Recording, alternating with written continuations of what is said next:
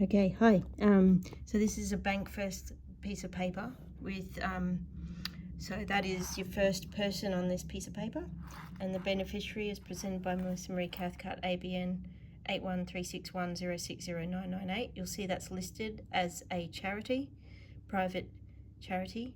I do need bodies to stand in places in that charity, but the charity is Melissa Marie and Cathcart Private. Stands in receipt of total by duress on 2025-0211 at Parkle Street, Moonee Ponds, having been coerced out of the I.M.F system and repatriated into the Commonwealth of Australia, and do so except now the Commonwealth of Australia Constitution Act 1900 and our rightful self-governing laws under the blessing of Almighty God, having been ousted of and divested of the I.M.F Act 1947. It's International Monetary Transaction Account, 1947, on 3 occasions, thus creating law for one and one's people inside said Commonwealth, as in Ephesians 2:12 and 2:19, I hereby establish the true monetary system of that Commonwealth by way of Section 115 of that Commonwealth of Australia Constitution Act 1900 Imperial, by the curial right and by our sacred centre stone in the Shrine of Remembrance in Melbourne. The beneficiary does so instruct and declare such in, by and at law, in perpetuity and without fear, without favour, and without respect to persons, as per the authorised King James Bible 1603, which is the total law, by the way, not just the Bible, but the total scripts, and 1611, which is the standard. So the Bankfirst I.M.F and fiduciary agent has said they are handing a total of that amount in military script as the final transaction under the I.M.F Act, which is the IMT Act. Thereby we return to said Constitution Act 1900 sincerely and with gratitude on this 2025-02. And I can't print the autographs, but they are definitely autographed. Witness, so you can see here, witness there, there's a witness and another autograph, and I'll show you the bottom. So there's 3, there's my autograph, my full autograph, the autograph of a witness, and the autograph of the bank teller, who is also a witness to the autograph. And here, this is an international autograph of Victorian Teachers Limited, and as I showed you up here, it's also, they've got it all on their piece of paper. So they have verified that they've pulled me out of the International Monetary Fund system at all, and so therefore I'm no longer right now in the Reserve Bank of Australia. So, and I just want to show you something really fascinating. If I can get my computer to go on, let me just, really fascinating stuff. So I've gone onto the internet and I've looked up, because I couldn't think of the name of the act. Wait, what's this? Go away, you. Right, so we've got, this is really fascinating. It's Treasury Gov AU, and so it's got all this stuff about, it's fascinating. Australia's interactions with the International Monetary Fund. So you've got all this really interesting reading. Australia became a member of the I.M.F in 1947. The International Monetary Agreements Act 1947 formalised Australia's I.M.F membership. The Act contains provisions which have been updated through time to enable Australia to meet any obligations that may arise by virtue of its I.M.F membership. A brief outline of these provisions, along with an indication of whether the provision was used during 2012-2013, is included in Table 2.1. So you've got really heaps of information. I.M.F was established to promote growth and prosperity. The I.M.F's purpose is to promote international monetary cooperation, facilitate the expansion of trade contributing to employment growth, promote exchange rate stability to avoid competitive devaluation, assist in the establishment of a multilateral system of payments, and make resources available to members to reduce the costs of balance of payment adjustments. The I.M.F achieves its mandate by conducting surveillance over the economic policies of members and providing policy advice to assist members in achieving key domestic objectives, providing technical assistance and training to members, enabling them to build the expertise required to implement sound economic policies, and providing temporary financing to members experiencing balance of payments difficulties to reduce the cost associated with significant economic adjustment. So where's this loan coming from? Good question, huh? From off our future? There's some sections of the Act. I won't go. You can go into that yourself. Board of Governors is the highest authority within the I.M.F. and consists of one governor and one alternate governor for each member country. So we've got two people breaking our Constitution Act Section 115. During 2012-2013, the then Deputy Prime Minister and Treasurer, the Honourable Wayne Swan, had been Australia's Governor of the I.M.F. until 27th of June 2013, when Australia was represented by the Hon. Chris Bowen. They're not honourable because they're traitors. Treasurer of the Commonwealth of Australia. Since 7th of March, Dr. Martin Parkinson, Doctor of what nobody knows, Secretary to the Treasury, has been Australia's alternate Governor of the I.M.F. Member countries cast votes as required. Throughout the year, the Australian Governor's votes on I.M.F. resolutions are noted on that year. Right, so blah, blah, blah. International Monetary and Financial Committee advises the Board of Governors on the functioning and performance of the international monetary and financial system. Its 24 members represent the full I.M.F. membership under the same constituency arrangements as applied in the I.M.F. Executive Board. See below. International institutions, including the World Bank, also participate as observers in its meetings. The I.M.F.C meets twice a year, usually in September or October, in conjunction with the full Governors meeting, and in March or April, spring meetings. Okay. The then Deputy Prime Minister and Treasurer, the Wayne Swan, the dishonourable Wayne Swan, represented the constituency of which Australia is a member at the I.M.F.C meetings held in October 2012. Korean Deputy Prime Minister and Minister of Strategy and Finance represented the constituency at the I.M.F.C meeting. What the fuck? The Korean Deputy Prime Minister and Minister of Strategy and Finance. They can't represent us. Anyway, what's the next bit? So the Executive Board conducts the day-to-day business of the I.M.F. and determines matters of policy under the overall authority of Board of Governors. Executive Directors are appointed or elected by member countries or groups of countries. The board consists of 24 executive directors. 8 countries have single-member constituencies and appoint or elect their own executive director: the United States, Japan, Germany, France, United Kingdom, China, Saudi Arabia, and the Russian Federation. The remaining executive directors represent multi-member constituencies.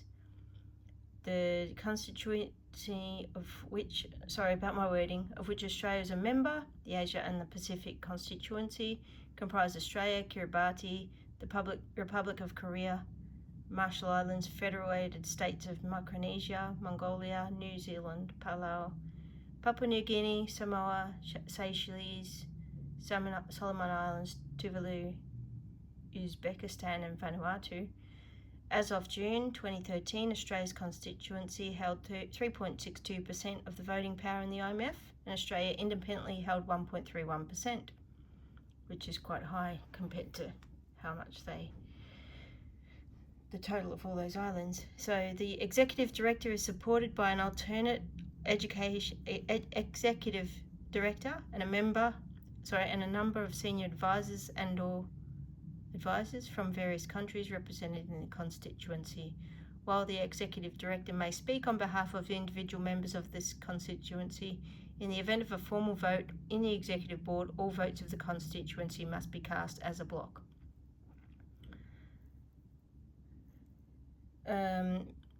Chris Legg of Australia represented our constituency as executive director from 1st of November 2010 to 2012. Jong Won Yoon of Korea succeeded Mr. Legg as executive director Do we trust Koreans to represent us? Are we serious? As at June, Mr. Ian Davidoff of Australia was the alternative executive director. The Treasury, with input from the Reserve Bank of Australia and other agencies as appropriate, provides briefing to the executive director on key issues being discussed by the board.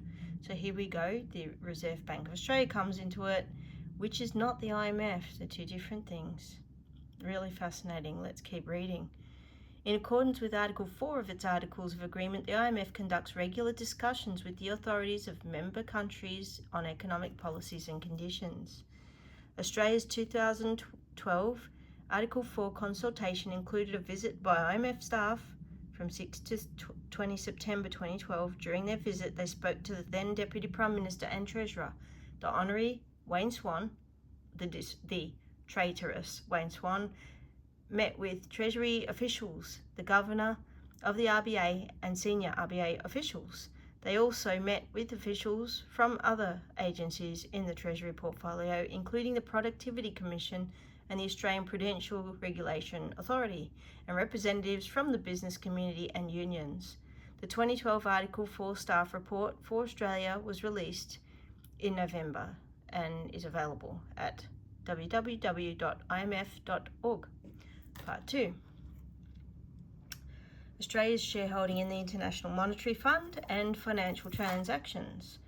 A member's shareholding in the I.M.F. is determined by its allocated quota, which broadly reflects its weight in the global economy. Australia's quota, as at 30th of June 2013, was SDR 3,236.4 million. During 2012-13, Australia held 1.36% of total I.M.F. quota. A member's voting power in I.M.F. decisions is also largely determined by its quota, with one vote allocated for each SDR $100,000 of quota. So Australia's financial transactions with the I.M.F. in 2012-13 comprise payments of SDR charges and annual assessment fee, receipts of interest, receipts of remuneration, transfers and receipts to facilitate Australia's contribution. So you can read the rest. The transactions are described in the following sections. Special drawing rights, charges, interests and assessment fee. The SDR, special drawing rights, is an international reserve asset created by the I.M.F. to supplement the existing official reserves of member countries. The SDR also serves as the unit of account of the I.M.F. Its value is based on a basket of key international currencies: US dollar, euro, Japanese yen, pound sterling. SDRs are allocated to member countries in proportion to their I.M.F. quotas. Each member country may choose to hold more or fewer SDRs than its net cumulative allocation.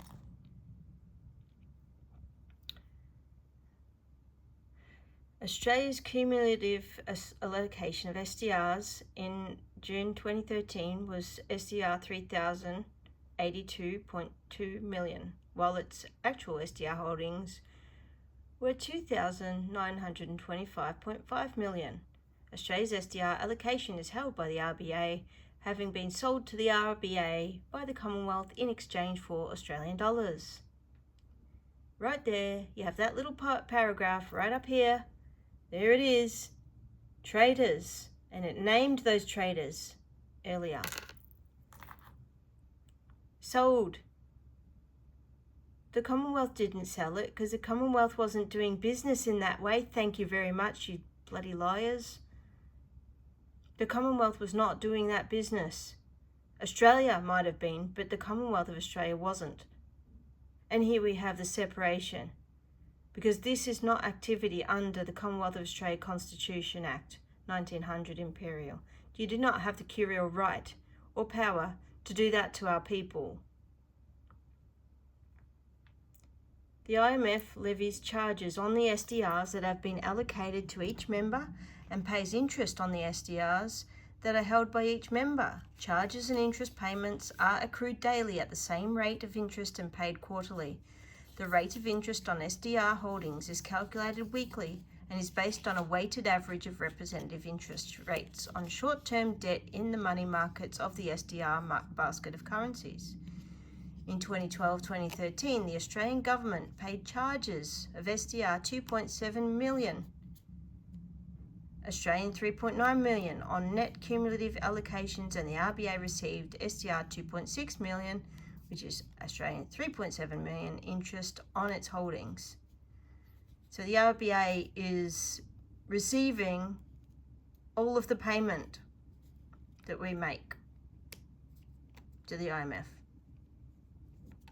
That's how I read it. I don't know. Am I wrong? Someone can translate that better than I can. In addition, the I.M.F. levies an annual assessment fee to cover the cost of operating the SDR department. The fee is determined according to participants' net cumulative SDR allocations. Australia's annual assessment fee for the I.M.F's financial year ending April 2013 was SDR 17,353, which is Australian 26,040. There's a table somewhere, 2.3. Remuneration is interest paid by the I.M.F. to Australia for the use of its funds. It is earned on the proportion of a member's currency, 25% of its quota, that was paid in SDRs, and is held by the I.M.F. and on money lent out under the FTP.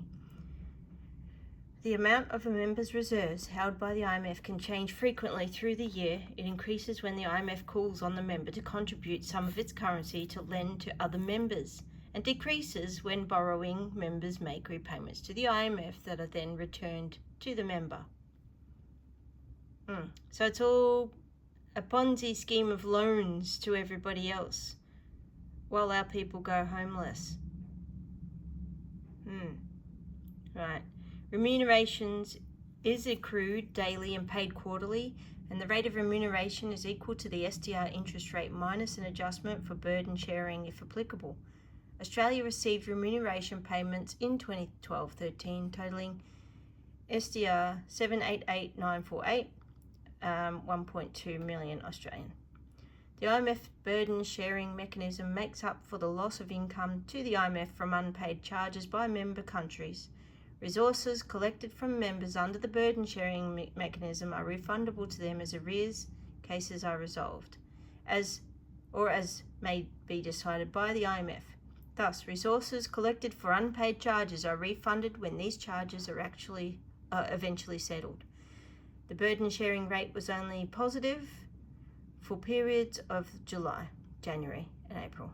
These are 2012 and 2013. Maintenance of value. So during 2012-13, Australia quota remained SDR 3,236.4 million. Part of this is held in reserve by the I.M.F. in SDRs, and part is held in Australia, a combination of non-interest bearing promissory notes and cash amounts held at the RBA in Australian dollars, which is nothing to do with the Commonwealth. Nothing whatsoever to do with the Commonwealth. The exchange rate for transactions between Australian dollar and SDR amounts fluctuates in accordance with market exchange rates. Consequently, SDR value of the part of Australia's I.M.F. quota held in Australian dollars is subject to change. Under the I.M.F's Articles of Agreement, members are required to maintain the value of their quota in terms of SDRs. The adjustment required to maintain the SDR value of the quota is called the ISQU.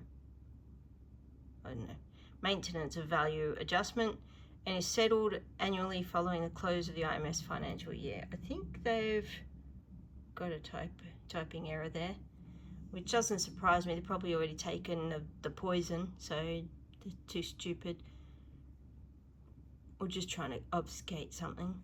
Okay, so let's keep going. Quite a bit more. During the I.M.F's financial year from 1st of May 2012 to 30th of April 2013, the value of the Australian dollar in terms of the SDR appreciated by 3.1%. This meant that fewer Australian dollars were required to meet Australia's obligation to maintain the value of its quota in terms of SDRs. Thus, Australia had a maintenance of value receivable of 59.6 million Australian for the I.M.F's 2012-13 financial year. This financial transaction was settled in May 2013. Australia's transaction was the I.M.F. Blah blah blah. Cash basis, etc. There's all that interesting stuff. So there's all the points. There's the points and Australian dollar. Now, if you think they can't have their own online crypto digital imprisonment of currency, you can see it right in front of you. Right, there's a bit more. You can look at that. You can pause it and have a look-see. The I.M.F. manages its lending of quota resources through the FTP. This is the mechanism through which the I.M.F. selects the members whose currencies are to be used in I.M.F. lending transactions and allocates the financing of those lending transactions among members included in the plan. Currencies of members included in the FTP can be used both for transfers, loans from the I.M.F. to borrowing members, and for receipts, repayments from borrowing members. Only currencies of I.M.F. members with sufficiently strong balance of payments and reserve positions, such as Australia, are selected for use in the FTP. In 2012, sorry, I've got an itchy ear. In 2012-2013, Australia was involved in both the transfer and receipt side of the FTP, with one transfer loan of 37.3 million and two receipt repayment transactions totaling 69.9 million Australian. And there's a table there. So we're getting lots of, look at that credit, the amount of credit. FTP with Greece loan. What the fuck? Debit. So we got some back from a loan. Why are we weakening Greece? Receipt repayment. So these are being paid out. Whoops. Yes. Anyway, okay, that's the next thing. Right, so because Australia's reserve position is denominated in SDRs and AUD SDR, exchange rates vary during the year. When expressed in Australian dollars at 30 June, reserve position does not exactly reflect summation of the opening position and transactions during the year. As noted previously, FTP transactions and any transfers for administrative purposes directly impact on Australia's reserve position at the I.M.F.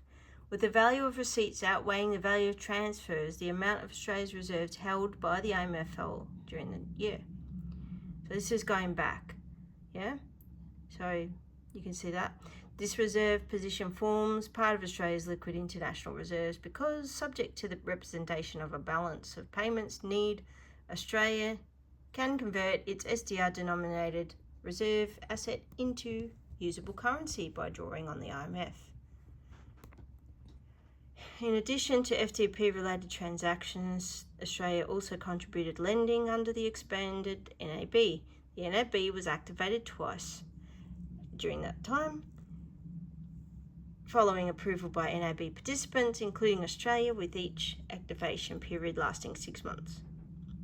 Okay, 2011, 2012, 2013. Okay, Australia was involved in both the transfer and receipt sides of the NAB. Australia made 4 transfers, with 2 transfers to Greece, which totaled 185.4 million Australian. Australia received a total of 30.1 million from 2 repayments, and you can see the table transactions. Interesting, isn't it? NAB with Greece loan repayments, etc. So you can see they're coming and going. You know, we're giving money to Portugal and Greece, Jamaica, Greece. You know, it's all happening. In addition, the Australian government earns interest on any loan and money lent under the NAB. So we're participating in usury on countries that have been gutted, like Greece.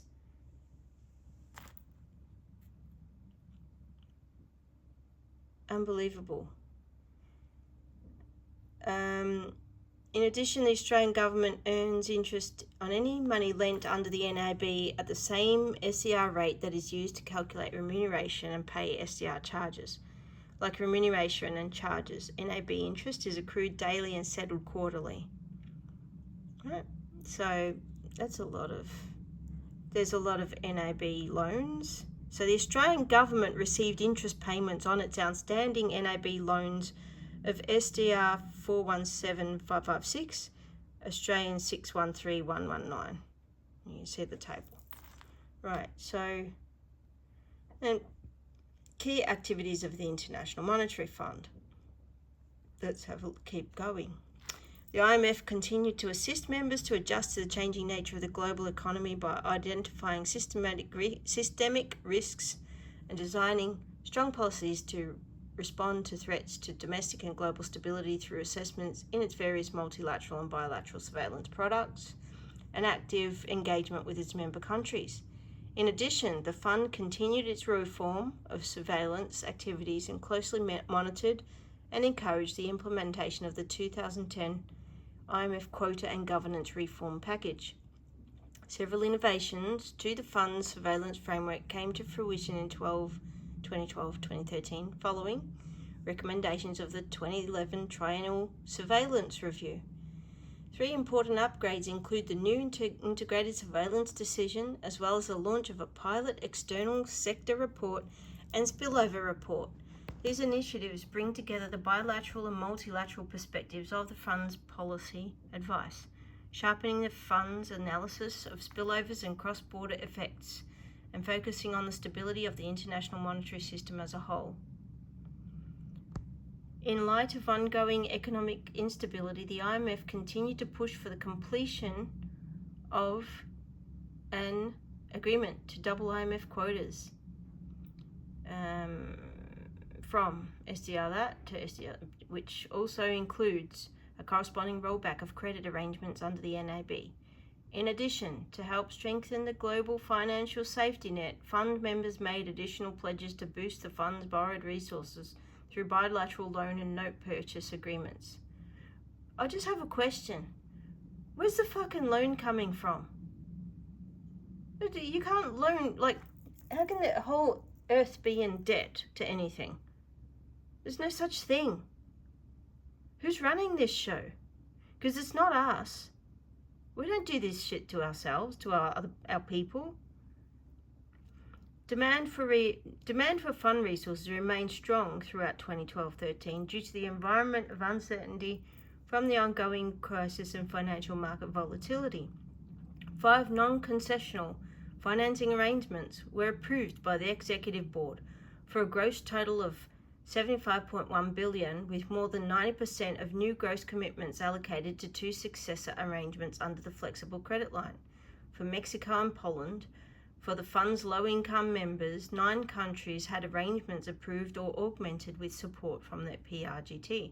At the end of the fund's financial year, there were a total of 62 countries with outstanding concessional financing under the PRGT. Surveillance.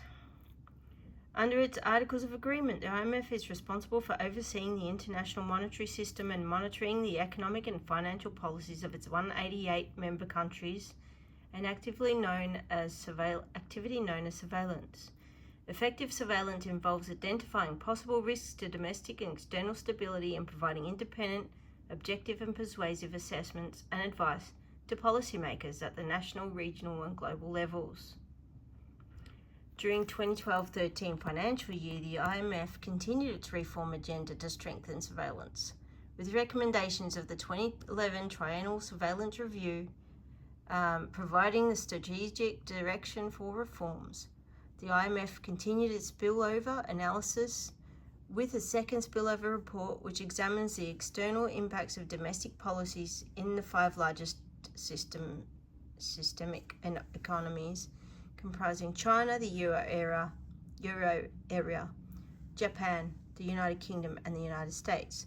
The fund also released a pilot external sector report which provides a multilaterally consistent analysis of the external position of major world economies, focusing on detailed examinations of current accounts, reserves, capital flows and external balance sheets. In July 2012, the I.M.F. Executive Board took a significant step toward modernising the legal framework underpinning IMF surveillance and addressing the priorities of the 2011 Triennial Surveillance Review by adopting a decision on bilateral and multilateral surveillance, known as the Integrated Surveillance Decision.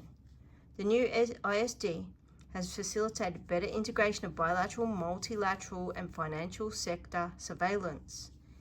In addition, to ensure appropriate coverage of financial issues, in September 2012, the I.M.F. Executive Board endorsed a new financial surveillance strategy that proposes concrete and prioritised steps to further strengthen financial surveillance. Further, the fund established a new product, the Managing Director's Global Policy Agenda, which pulls together the key findings and policy advice from the fund's multilateral reports and defines a future agenda for the fund and its members. So nice that they're making agendas for us without our knowledge and consent, putting it online. I.M.F. resourcing. It is important that the I.M.F. has sufficient resources to lend to its members. Where's this resource coming from? What resource? There's no resource. They're just printing digits in a digital world. I don't see any silver here. We are the Commonwealth. Who is this I.M.F. and the RBA and the NAB? Something to think about. Right, let's continue. It is important that the I.M.F. has sufficient resources to lend to its members. In October 2010, G20 finance ministers announced an agreement on a doubling of I.M.F. quotas from SDR 238.4 billion to SDR 476.8 billion, which, when effective, will increase Australia's quota from SDR 3.24 billion to SDR 6.57 billion. This quota increase will come into effect following the implementation of the 2010 I.M.F. quota and governance reform. The October 2010 agreement to double I.M.F. quotas included a commitment to a corresponding rollback of credit arrangements under the NAB. The combination of the doubling of quotas and corresponding rollback of NAB credit arrangements will strengthen the I.M.F.'s resource base by reducing the fund's reliance on voluntary borrowing arrangements such as the NAB. In December 2011, agreement was reached by the I.M.F. Executive Board that the NAB would be rolled back from SDR 370 billion to SDR 182 billion in line with the increase in the quotas of NAB participants. This agreement, which will take effect at the same time as the doubling of the quotas, will reduce Australia's credit line to the I.M.F. under the NAB from SDR 4.37 billion to SDR 2.22 billion. Enabling legislation to implement the I.M.F. Executive Board decision received royal assent on 25th of September 2012. There's something fishy going on here, don't you think? Royal assent?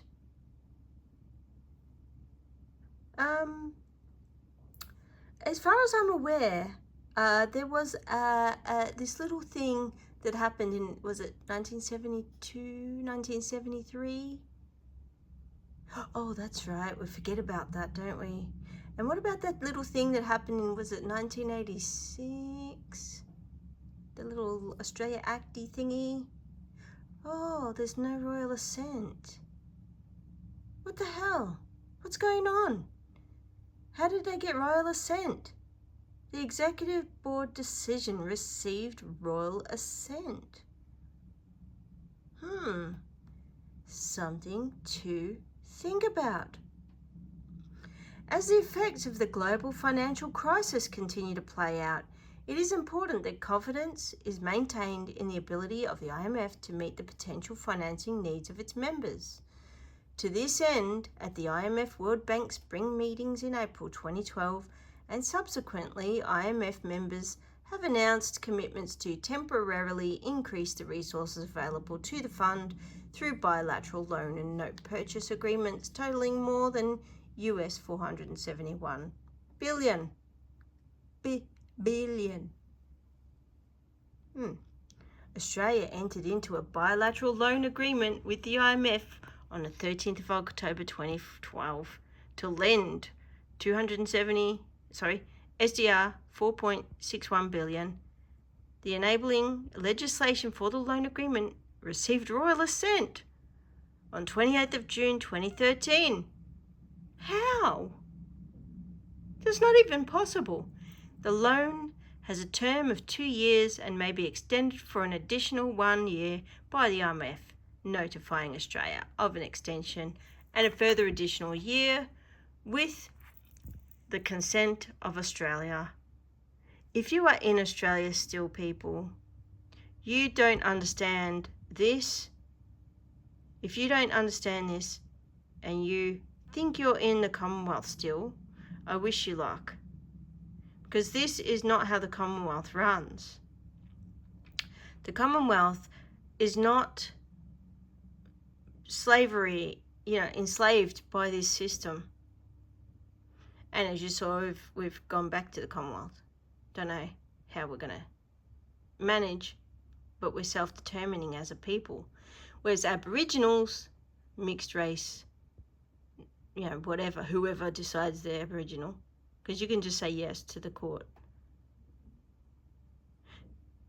You are not in the Commonwealth if you're in the I.M.F. Because if you are, you're treasonous and you're a traitor to the Commonwealth. So let's keep going. Where are we? The I.M.F. continues to provide support to LICs, low-income countries, in the form of technical assistance and financial programs. As a core function of the I.M.F, technical assistance reinforces member capacities in the fiscal, legal, monetary, financial markets, and statistics areas. Efforts this financial year focused on helping countries manage the near-term implications of weak world growth, turbulence in Europe caused by non-whites going there, and continued volatility in financial markets. The I.M.F's concessional lending facilities enable the I.M.F to assist LICs to maintain or restore a stable and sustainable macroeconomic position consistent with strong and durable poverty reduction and growth. The I.M.F lends through these facilities to eligible members under high concessional terms. They are flexible and specifically tailored to the increasing diversity of LICs and their needs. In September 2012, the Executive Board endorsed the use of further windfall profits from gold sales to fund an increase in concessional lending capacity for LICs. So they have solid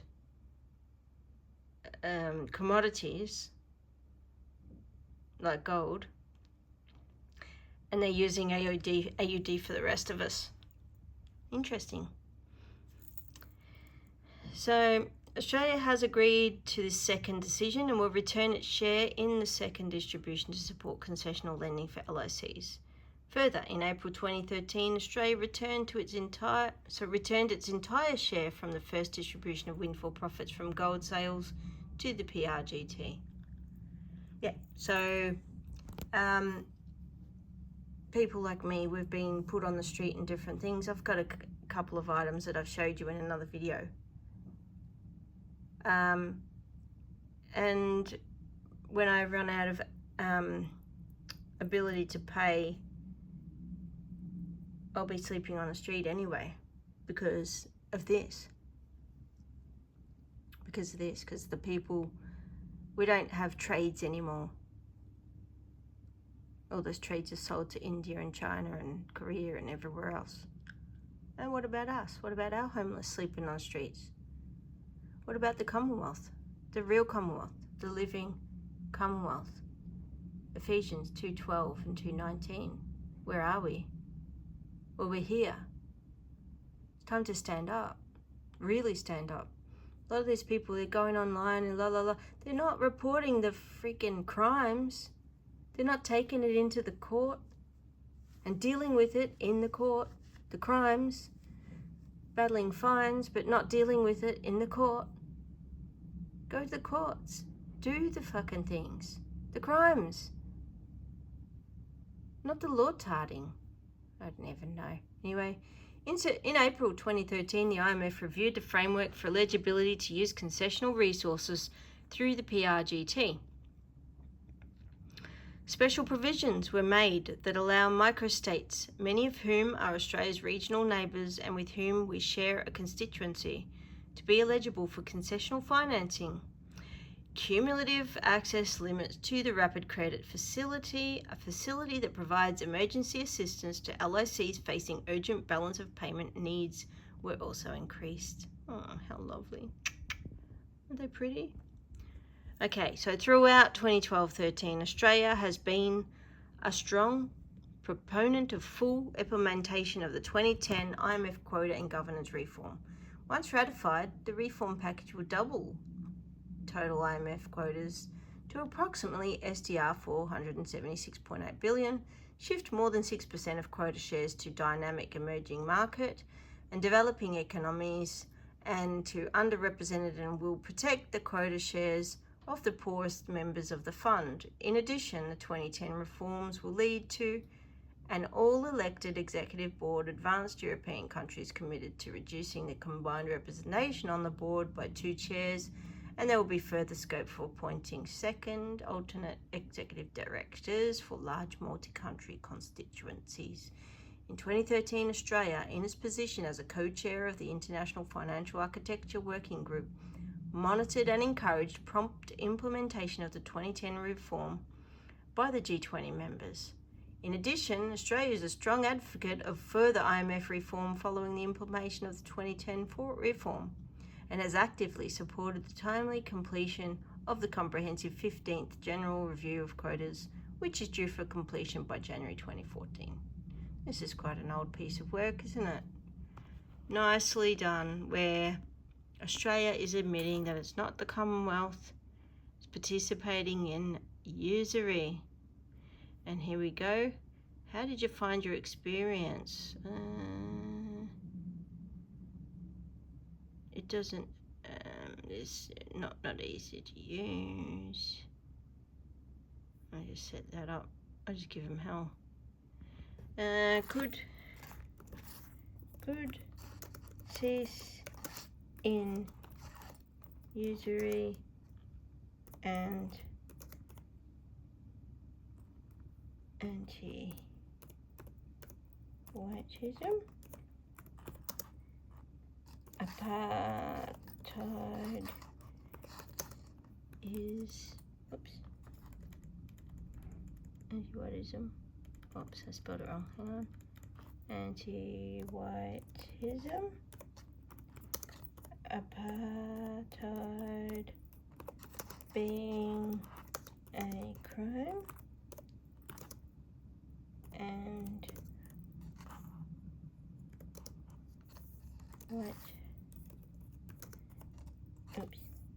erasure of Western kind is genocide.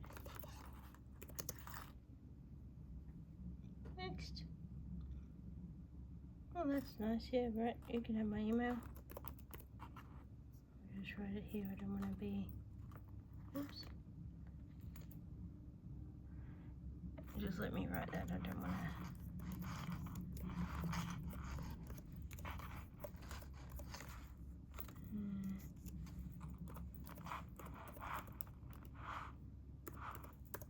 Do that.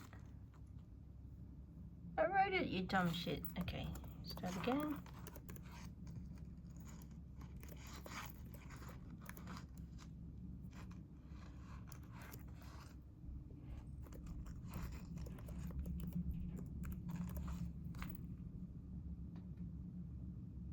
Oh yeah, I better put the number in there. I forgot the number. Here we go.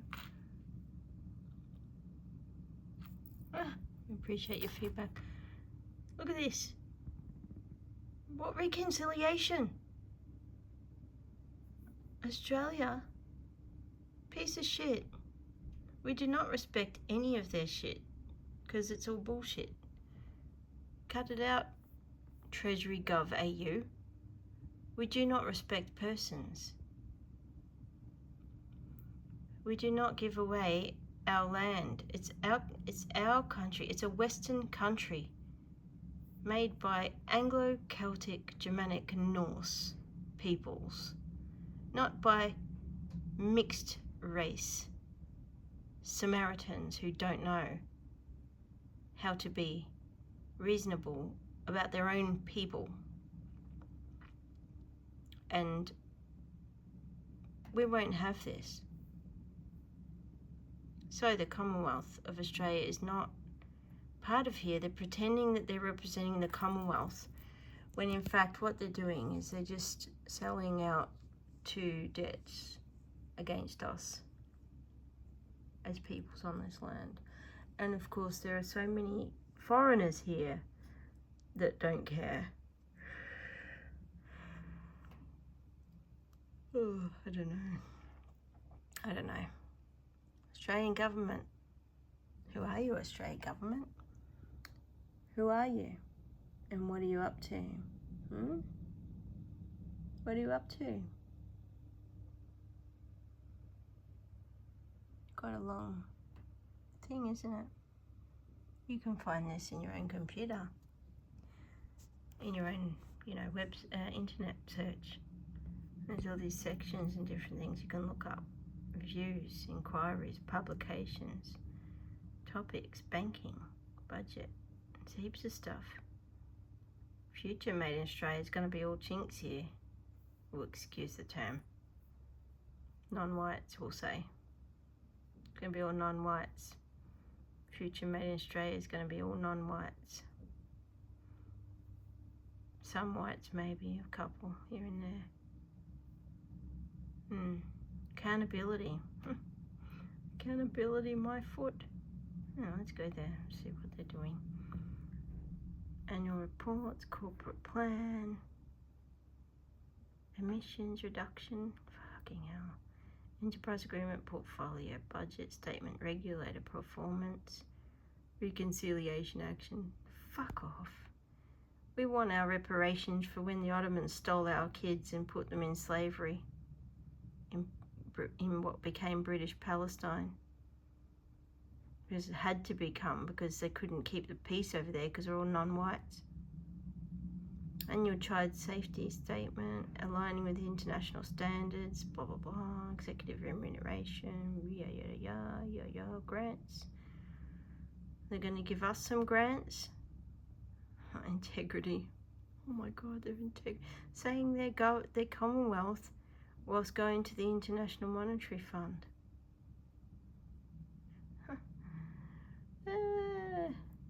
And while acknowledging people that did nothing to build this country, they want it all. They won't get it all because it's all those corporates, isn't it? Australian government. All corporates, isn't it? Australian government. It's time we woke up, don't you think? The banks can just shut down a bank account. Block you out of the monetary system. Places like if you work in the government or schools or anything, they can just block you from getting work. You spend your life in there. They can just block you from earning anything, getting any money. Currency. Can't they? Commonwealth Bank. Can't they Westpac? Can't they Parliament of Australia and Parliament of Victoria? Because you're not the Commonwealth parliaments. You're not under the Commonwealth. While you're doing this, you're doing a slavery of your own people. Let me go back to it. Slavery over our own people. Australia's interactions with the International Monetary Fund. It's quite a while now, 2014. What's that, 11 years almost? I might print that into my computer. See, you can print it. Print. There you go. I'm going to print that. So next step is to print it there. Alright, so that's enough for now. So you can print it nice and neat. Let's see, will it come out nice? Come out with any mess? Ooh, it does come out good. Doesn't overlap. No. Nice. Very good. That's very clean. Well, at least they've got it ready for you, because you have a right to know. You have a right to have these records. Treasury Gov, blah, blah, blah, blah, blah, blah, blah. I don't think there's any missing. I mean, could be. I don't know. Acronyms and abbreviations. Let's see, hang on. Table 2.1. Oh yeah, there is a bit missing. There's some missing every time it has this thing on it. Yeah, so you can't get a nice clean copy. It lays it out well, but it has this. What's this thing? Yeah, well, they got that on it. They don't give you the whole thing. Yeah, shifty. Very shifty. Okay, so that's my little video. Some interesting stuff going on. And if you don't know already that you're not in the Commonwealth, that you're being ripped off left, right and centre for a very specific reason, is that they took away our money and they replaced it with debt. And this is all the debt. And then we just loan it out. Just loan it to other countries, loan it to the poor people, use them up, crush their countries more, instead of letting them build up their own manufacture and dress and clothe and feed their own people. Instead of doing that, we could loan them money and get some debt out of them, get some credit and whatever. I mean, that's what it's all about, isn't it? Okay, I've been debanked 2 times for having no money. Think that through. And then the 3rd time is because I had disablement insurance and I used it to buy means of making money, such as either investment or business productivity. So you go figure. So that letter stands. That is what it is. It's witnessed and it's a real document. I didn't really get a receipt from Bankfirst, but I suppose being on their letterhead, that is the receipt. But it's done in the right way. So, welcome to the Commonwealth. I guess my charity's going to have an account, because there's no way I can interact with the beast, just because I don't have a way of interacting with it. So, I don't know. What are your thoughts? Put your thoughts in the comments if you don't mind. Yeah. Oh, anyone sick of having employees that don't speak English? You can't get through to them, they're really just blank? Anyone sick of that? I am. Put back the English test. Put back the racial test. Because we're getting less and less able to manage our own people, because our own people are just being crushed and squashed. We need to stop it being done.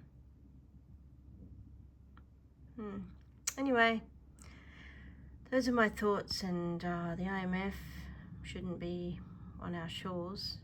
And so what's going to happen?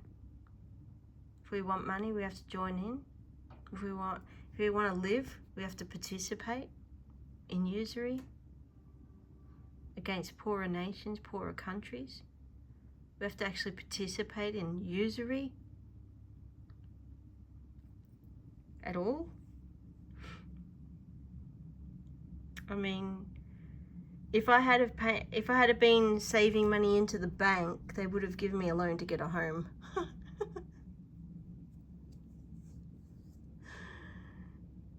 $200,000 sitting there, but yeah, it's not genuine savings, so we can't help you. Well, how am I supposed to save when I'm sleeping outside? How do you save when you're sleeping outside? Has anyone accomplished that?